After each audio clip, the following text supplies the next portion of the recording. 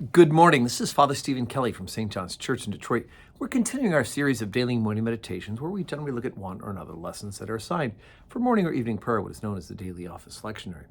And today's Wednesday, and I thought we'd go ahead and we'd take a look at the lesson that's assigned for morning prayer from the book of Proverbs. We're already up to chapter number 11, starting at verse number 9. And of course, we're actually kind of skipping and jumping through some of these books. In the Gospels, we read straight through. The Epistles, we read straight through. Old Testament, we tend to skip a bit so we can get as much in as we can during the course of the year. But I do encourage you to read the bits that we don't have assigned. You can read everything that's in between, of course. Proverbs 11, verse 9. An hypocrite with his mouth destroyeth his neighbor, but through knowledge shall the just be delivered. When it goeth well with the righteous, the city rejoiceth, and when the wicked perish, there is shouting. By the blessing of the upright the city is exalted, but it is overthrown by the mouth of the wicked.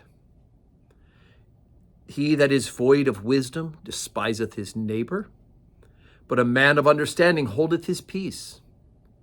A talebearer revealeth secrets, but he that is of a faithful spirit concealeth the matter. Where no counsel is, the people fail, but in the multitude of counselors there is safety. There is that scattereth, and yet increaseth, and there is that withholdeth more than is meet, but it tendeth to poverty. The liberal soul shall be made fat, and he that watereth shall be watered also himself. He that withholdeth corn, the people shall curse him, but blessing shall be upon the head of him that selleth it. He that diligently seeketh good procureth favor, but he that seeketh mischief, it shall come unto him. He that trusteth in his riches shall fall, but the righteous shall flourish as a branch. He that troubleth his own house shall inherit the wind, and the fool shall be a servant to the wise of heart. The fruit of the righteous is a tree of life, and he that winneth souls is wise. All right, so again, remember the book Proverbs is wisdom literature, and it's kind of tales for good living, how it is that we are to live not only in relationship with the living God, but how to live in relationship with our neighbors. It pleases God when we are people who are pleasing to our neighbors as well in a positive moral sense. And so we have all sorts of interesting things here. I just want to kind of cherry pick a couple of them because I think they just kind of jump out at me. But you know, frequently you'll hear people use the term karma. Now, karma is not a Christian term. Karma is from another religion. But in some ways, you can see that there is a sense of that in the book of Proverbs. I'm not claiming that we have karma. Please don't say, oh, Father Kelly's gone off and run off to some strange religion. But, you know, the writer of wisdom says that, you know, if you do good, good comes to you.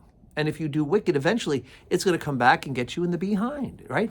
And so the reality is that this is how human nature is and how people interact with each other, that if we are good to one another, eventually the good will come back. Now, there will be some people who will just be wicked. There are some people who just will be evil.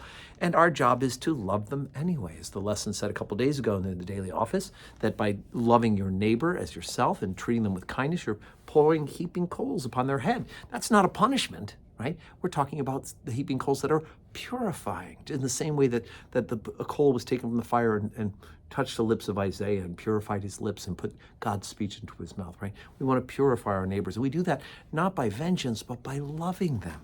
And so, you know, he says, look, when things go well with those who are good, the city will rejoice. Those who are good for righteousness will rejoice, right? And when the wicked perish, hurrah! We're grateful that God has brought them home or finished them here on earth, at least, if they're wicked. But the reality is that we need to love our neighbors as ourselves. We need to find ways to not be talebearers, in other words, gossips, right? Because talebearers are out to hurt other people, right? They get the excitement of being able to tell the news rather than to build up others and to give them joy.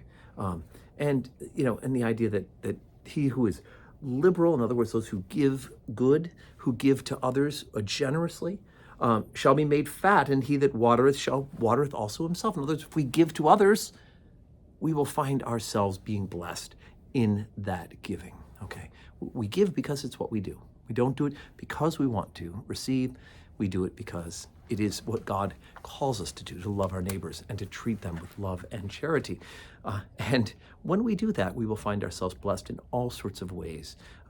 If not monetarily, I'm not saying this, you give and you'll get money, but you'll be blessed with contentment, with grace, with mercy, with wisdom, all of those things that are positive and good according to God's will. So today's Wednesday. We do have 12:15 Holy Communion today and 5 o'clock evening prayer. And I hope that you can join us in person or online on either of these channels that you're watching this meditation. And I hope that your Wednesday is a day that is wonderful. May God bless you.